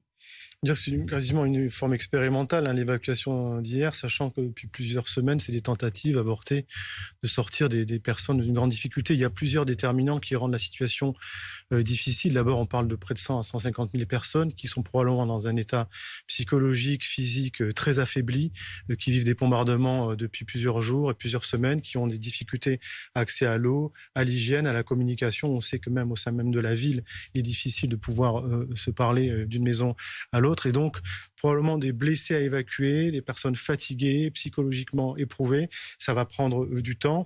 Dans un contexte où il y a eu, comme je le disais, plusieurs échecs et tentatives qui ont échoué, parce que les voies de sortie qui étaient négociées n'étaient pas finalement viables, que des personnes se sont fait tuer. Et donc, il y a une grande défiance vis-à-vis des acteurs aujourd'hui qui sont censés sécuriser ces voies de sortie, et notamment les parties prenantes au conflit, dont l'armée russe, qui elle-même est responsable des bombardements, des habitations, de ces personnes qui sont censées être sécurisées par ses propres acteurs. Donc ça crée une forme de confusion. Il est très difficile pour ces civils de franchir le cap de la peur pour justement aller rejoindre des points de fixation avant des sorties de ce siège. Voilà, on sait que ça s'organise sur de la durée. Il faut des acteurs parties prenantes qui ne soient pas impliqués dans le conflit, des acteurs tiers. Le CICR, la Croix-Rouge internationale par exemple, dont c'est le rôle souvent, a du mal à s'imposer comme tel. Et donc, voilà, il va falloir prendre du temps, négocier, montrer que c'est possible et s'inscrire dans une durée qu'il va falloir suivre précisément. Et le CICR, évidemment, on l'imagine qu'il veut prendre le moindre de risques possible. On le rappelle, Jean-François Corti, vous êtes ancien directeur des opérations de Médecins du Monde. La situation à Mariupol, tragique sur place. Est-ce que vous avez, déjà connu de telles situations dans votre carrière, dans le passé ? Dans la pratique récente, on fait souvent le lien avec ce qui s'est passé en Syrie, notamment sur des sièges comme la ville d'Alep, où des équipes d'ailleurs d'humanitaires se sont retrouvées bloquées, où il y avait aussi beaucoup de civils, beaucoup aussi de femmes et d'enfants, on va dire de combattants, et où il a fallu négocier entre ces habitants et les forces parties prenantes au conflit, dont la Russie, pour pouvoir organiser des évacuations qui se sont faites dans la douleur le plus souvent. Donc on voit qu'il y a des formes de similitude en lien avec ces pratiques quasi médiévales de siège qu'on retrouve et portées par notamment les forces russes. Mais dans le même temps, les différences par rapport au contexte ukrainien, c'est qu'il y a une plus forte médiatisation, une pression de la société, on va dire de l'Europe et de la communauté internationale, des chancelleries qui s'activent, et d'ailleurs avec des associations improbables comme la France, la Turquie et la Grèce qui essayent justement de forcer le siège de Mariupol. Donc voilà, il y a des villes comme Mariupol où on sait qu'il y a très peu d'informations, où on ne peut rien faire entrer en termes de ressources médicales ou de nourriture. Il y a des villes qui ont été assiégées comme Kharkiv où il a pu être négocié des entrées temporaires de matériel et médicaments. Donc voilà, on s'attend probablement à beaucoup de personnes affaiblies, psychologiquement affaiblies, et il faudra probablement soutenir les Ukrainiens qui, et on le voit sur le terrain, assurent à l'échelle du territoire dans la prise en charge des blessés, de ce qu'on appelle les soins de santé primaires, mais qui auront besoin de soutien en termes de donation de médicaments, de matériel de première nécessité et de prise en charge, on va dire, de maladies plus chroniques comme le VIH, la tuberculose ou les cancers. Jean-François Corti, on va voir la situation des populations accueillies dans d'autres pays à présent. On a vu que la situation était dramatique à Mariupol et il y a encore ces personnes qui mettent beaucoup de temps à venir jusqu'à la frontière polonaise. Antoine Forestier est en Pologne, tout près de la frontière avec l'Ukraine. Parmi tous les passagers que l'on croise ici à la gare de Przemyśl, il y a de nombreux réfugiés qui ici décident de prendre une destination. Il y a de nombreux trains encore affichés. On a pu croiser ce matin Svetlana. Elle arrive de Mariupol. Elle a mis 15 jours à arriver ici dans cette gare et désormais elle va tenter de prendre un train pour rejoindre la Tchéquie. C'est là qu'elle va se réfugier. Elle a fui la guerre dans sa ville qui a été détruite à 80%. Elle nous raconte ce qu'elle a vécu sur place. Je vous propose de l'écouter, interrogée au micro de Julie Rosaire. Devant mes yeux, un bâtiment de 9 étages a été détruit. Ces 5 derniers jours, il y avait des avions dans le ciel en permanence qui lâchaient des bombes. On se cachait dans les entrées des immeubles. Il n'y avait aucune communication, c'était le vide informationnel total. J'avais très peur de sortir parce qu'un obus est tombé près de chez moi, mais mes voisins m'ont finalement emmené avec eux. Et puis ils sont peu nombreux, mais il y a également des trains qui roulent en direction d'Odessa. Hier soir, des centaines de personnes ont pris le train de 19h qui allait dans cette ville ukrainienne. Des réfugiés qui ont décidé de retourner dans leur pays. Nous leur avons posé la question pourquoi ils décidaient de quitter la Pologne où ils étaient réfugiés pendant plusieurs semaines. Je vous propose de regarder notre reportage tourné avec Julie Rosaire. Sur le tableau d'affichage, il n'y a plus qu'un ou 2 trains par jour en direction de l'Ukraine. Celui d'Anastasia a été annulé. Elle comptait se rendre auprès de ses proches qui se sont réfugiés à Lviv. Je vais là-bas pour les aider, pour leur amener de l'argent, mais aussi pour les voir. Ça fait très longtemps. Après tout ce qui s'est passé à Kharkiv, qui est complètement détruite, ma famille a été cachée dans les sous-sols. Elle traversera finalement la frontière à pied. Je suis stressée, vraiment stressée. Je sais pas pourquoi. Je suis juste nerveuse. Enfin, si, je sais. C'est la guerre. Si Anastasia compte revenir en Pologne d'ici 24 heures, Svetlana, elle, a pris la décision de rentrer définitivement à Odessa avec ses 2 enfants, après 1 mois passé en Pologne. On a grandi là-bas, je me suis mariée là-bas, nos enfants sont nés là-bas. Toute notre jeunesse s'est faite là-bas, donc on a très envie d'y retourner. On va faire face aux bombes pour rentrer à la maison. Les gens ici nous ont réservé un très bon accueil. On a reçu beaucoup de soutien, c'était très humain. Mais je veux ma maison.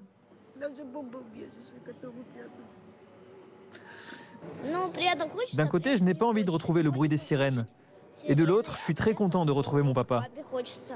Ce soir-là, ils sont plusieurs centaines à embarquer, direction Odessa. Ils ont compris que la guerre allait durer. Ce n'est pas qu'une question de jours ou de semaines. C'est un choix très difficile à faire. Certains veulent rentrer chez eux, certains veulent être là-bas, même si c'est dangereux. Dans quelques heures, Svetlana va retrouver son mari et la guerre aussi. Jean-François Corti, vous avez un commentaire à faire sur ces réfugiés? Oui, on voit qu'on parle de près de 4 millions de réfugiés, probablement davantage si la guerre s'intensifie, avec effectivement les pays de proximité comme la Pologne, la Moldavie ou la Roumanie qui ont absorbé une forte majorité de ces réfugiés qui ensuite vont davantage s'engager dans les pays et aussi arriver en France, en Allemagne et ailleurs. Ce qui est intéressant, c'est de voir que l'Europe a mis en pratique une directive pour la première fois qui consiste à donner un statut temporaire d'asile à ces Ukrainiens qui vont pouvoir potentiellement travailler, avoir accès à des droits sociaux, un accès aux soins, et c'est une bonne chose. C'est clair qu'aujourd'hui, on ne parle pas de quotas entre les pays européens. Ça va bien sûr peut-être changer si il y a encore des arrivées importantes de migrants. On a vu que notamment les accords de réadmission lors de la crise de l'accueil de 2015 n'avaient pas fonctionné, qu'il n'y avait pas vraiment une solidarité entre les pays européens, notamment vis-à-vis de la Grèce et d'Italie qui avait du mal à absorber des migrants, notamment de l'hémisphère sud. Voilà, on peut espérer que l'Europe, aujourd'hui, non seulement redécouvre les vertus de l'accueil parce qu'elle intègre le fait que la guerre est violente, qu'elle va continuer cette solidarité nécessaire entre les États et aussi vis-à-vis d'Ukraine. Et puis, j'espère aussi que la proportionnalité qu'on a pu voir entre, je dirais, de manière caricaturale, les bons migrants ukrainiens et les mauvais migrants venant de l'hémisphère sud va s'atténuer et qu'on aura aussi la même humanité vis-à-vis des réfugiés afghans, yéménites ou d'Afrique subsaharienne. Merci Jean-François Corti, merci Gérard Vespierre. On verra dans le prochain journal cette situation des habitants de Mariupol, mais aussi cette zone du nord du pays desquelles se retirent les Russes actuellement. On parle également de l'information politique du jour, J-8 avant le premier tour de la présidentielle. 3, 2. C'est un samedi de campagne avec plusieurs candidats en meeting ou sur le terrain. Jean-Luc Mélenchon a visité ce matin le village des métiers d'art de Notre-Dame de Paris. Emmanuel Macron est à la Défense Arena. Yannick Jadot a une manifestation contre la chasse à courre à Compiègne ou encore Éric Zemmour à Aix-en-Provence et à Marseille. On le disait, le candidat président Emmanuel Macron lui tient son unique meeting aujourd'hui. Meeting d'avant premier tour à la Défense Arena. C'est à Nanterre dans les Hauts-de-Seine. Mathieu Coach, on vous retrouve sur place. C'est la plus grande salle de spectacle d'Europe. Et le président candidat veut marquer les esprits là-bas. Oui, mieux vaut tard que jamais. Premier meeting après une première véritable semaine de campagne pour Emmanuel Macron, lancé lundi à Dijon, puis près de La Rochelle.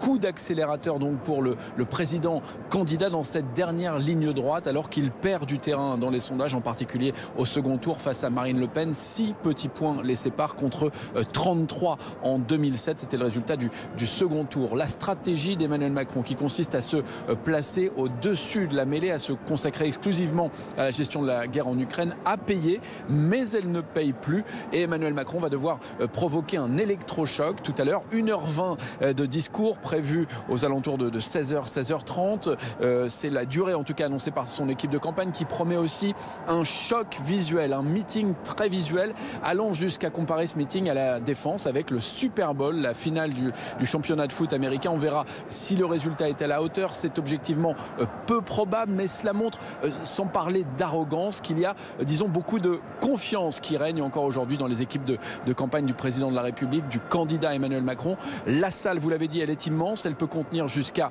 40 000 personnes. 35 000 personnes sont attendues. Pour l'instant, on ne sait pas exactement combien ont pu entrer à l'intérieur. On regardera attentivement tout cela, la configuration de la salle aussi, pour tenter de vous donner un décompte un peu plus précis tout à l'heure.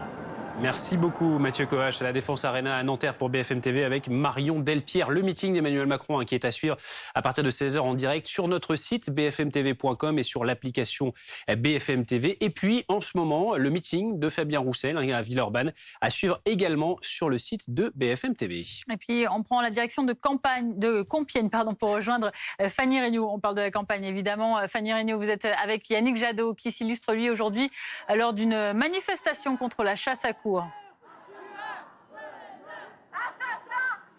Effectivement, vous les voyez derrière moi, ces manifestants dans les rues de Compiègne. Yannick Jadot qui est donc venu participer à ce rassemblement contre la chasse à courre. Ces manifestants qui nous ont tout simplement expliqué qu'il s'agissait en fait d'une marche festive pour fêter la fin de la saison de la chasse à courre ici à Compiègne. Elle s'est terminée le 31 mars dernier. Yannick Jadot qui a pris la parole un petit peu plus tôt durant un rassemblement qui s'est tenu avant cette manifestation. Yannick Jadot qui a réitéré une promesse de campagne, à savoir interdire la chasse à courre s'il est élu président de la République. Écoutez-le au micro de Omeya Gessoum. C'est l'opposé de l'émerveillement, de la beauté de la nature. C'est une chasse cruelle qu'il faut interdire. C'est une chasse qui fait de la mise à mort un plaisir. C'est malsain. Et comme vous le savez, à la fin, l'animal est jeté aux chiens. Yannick Jadot qui a pris des engagements forts contre la chasse de manière générale. Il promet une interdiction de la chasse les week-ends et pendant les vacances scolaires. Interdiction également de la chasse des espèces protégées. Et puis interdiction des chasses dites cruelles dont fait partie la chasse à courre selon le candidat à l'élection présidentielle. Merci beaucoup. Fanny Regnault à Compiègne pour BFM TV avec Omeya Gessoum. Et voici ce que dit notre dernier sondage Elab pour BFM TV. C'est une photographie à l'instant T. À 8 jours donc de ce premier tour de la présidentielle, Emmanuel Macron qui reste en tête avec 28,5% des intentions de vote devant Marine Le Pen qui progresse à 22%. Jean-Luc Mélenchon est en 3e place à 15% des intentions de vote. Pas beaucoup d'évolution. Les tendances sont-elles en train de se préciser? Les précisions justement d'Anne-Sora Dubois du service politique. À désormais une semaine du premier tour, on a des tendances qui sont plutôt fiables, en tout cas qu'on peut considérer comme très fiables, avec deux bonnes nouvelles. D'abord, les Français ont de plus en plus envie d'aller voter. Certains électorats ont pris jusqu'à 10% d'intention de vote, d'intention de se rendre dans l'isoloir à une semaine du premier tour. C'est évidemment une très bonne nouvelle. L'électorat jeune et aussi l'électorat populaire qui sont en train de se mobiliser assez massivement, en tout cas mentalement, pour aller voter dans cette dernière ligne droite. Et puis, deuxième certitude, c'est que précisément les Français ont de plus en plus de certitude sur le bulletin qu'ils vont glisser dans l'urne. C'est-à-dire ils sont de plus en plus sûrs de leur vote à une semaine du premier tour. Et ça nous donne effectivement ce qui semble être la photographie de ce qui pourrait se passer pour le premier tour, avec un Emmanuel Macron, c'est vrai, qui est loin devant, Marine Le Pen qui est en tendance dynamique positive, elle monte encore, la candidate du Rassemblement national, Jean-Luc Mélenchon en tant que troisième homme, et puis derrière, effectivement, des dynamiques en baisse, cette fois, Éric Zemmour, Valérie Pécresse. Ça dit quand même qu'Éric Zemmour, à ce stade de la campagne, il a la moitié d'intention de vote de Marine Le Pen. Il faut se souvenir qu'il y a quelques mois, c'était l'inverse, c'était lui qui talonnait, voire qui dépassait la présidente du Rassemblement national. À une semaine du premier tour, maintenant, il a la moitié des réserves de voix qu'elle a en vue de ce premier tour de l'élection présidentielle. Ça nous dit donc qu'il va y avoir le match retour, vraisemblablement, en tout cas,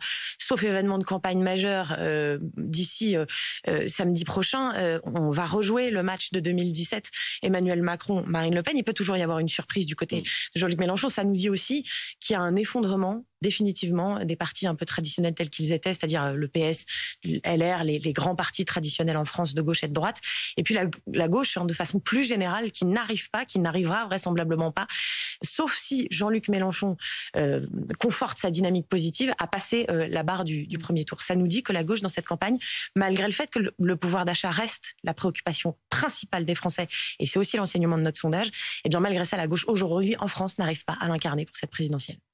Également dans l'actualité, cette vigilance orange, neige et verglas qui ne concerne désormais plus que 10 départements dans le pays, contre 19 dans le précédent bulletin. Sont encore concernés l'Ain, l'Allier, le Cantal, l'Isère, la Corse du Sud, la Haute-Corse, la Loire, la Haute-Loire et le Puy-de-Dôme ainsi que la Savoie. Image de neige ici, vous le voyez, à Saint-Étienne dans la Loire, à Bocognano en Corse du Sud ou encore à Pamiers et Ax-les-Thermes dans l'Ariège. Et puis on l'a appris il y a quelques minutes, sachez également qu'après la vague de froid, le gestionnaire du réseau électrique RTE appelle les Français particuliers et entreprises à réduire leur consommation d'électricité lundi matin parce qu'avec le froid, il y a un risque de consommation très supérieur à la production. 15h23, restez avec nous dans notre journal de 15h30. Nous reviendrons sur ces positions russes qui reculent dans le nord de l'Ukraine. Tous les détails avec nos invités et nos envoyés spéciaux sur place dans quelques minutes. À tout de suite.